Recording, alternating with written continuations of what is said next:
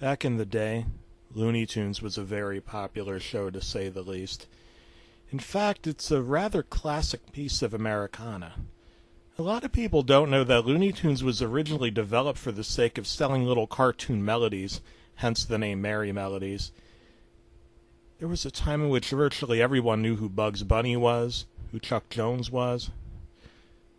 But now you have Looney Tunes living in apartments like sitcom characters and Looney Tunes as little babies. It's not the same. But maybe it never really was what we thought it was after all.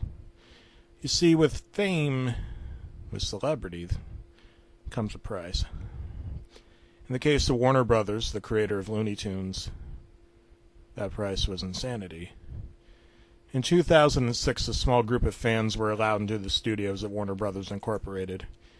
Inconveniently, these people have never been identified. They went into the room where the creators wrote and draw some cartoons. When the group decided to take a picture of the place, one of the members backed up to get a better shot, when the back of his foot suddenly hit something.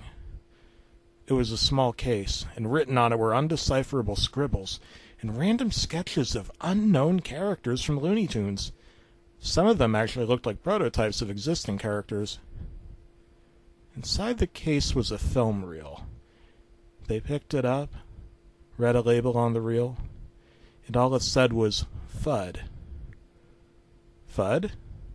As in the classic character Elmer Fudd, the hunter?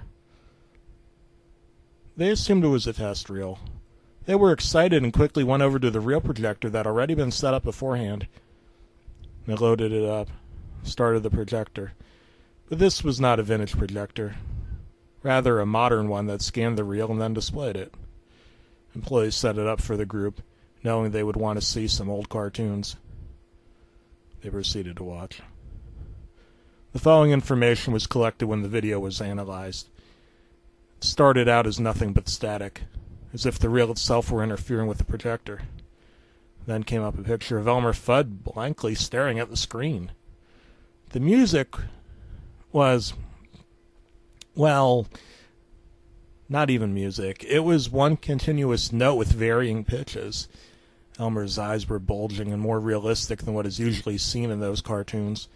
His hat, however, was a different story. It was poorly drawn. Colors seemed to be scribbled on. The brown color from his hat overlapped his face a bit. The video got progressively more shaky. This went on for approximately half a minute. Elmer's face quickly overtook the screen. His eyes dark red, white pupils. The static got worse than it ever was. You could barely decipher what was going on. All that could be heard was a grown man repeatedly screaming, as if being tortured. Oh, this went on for about another half a minute. Then as the screaming faded out, an image popped onto the screen. It was Bugs Bunny, ribcage exposed, eyes whited out. He was screaming, hands covered with blood. The noise I heard was screaming. It sounded as if someone put a microphone right up to the screamer's mouth. The screaming was constantly cut off.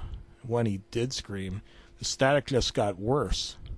One could hear the faint sounds of the blood-curdling screams of an infant.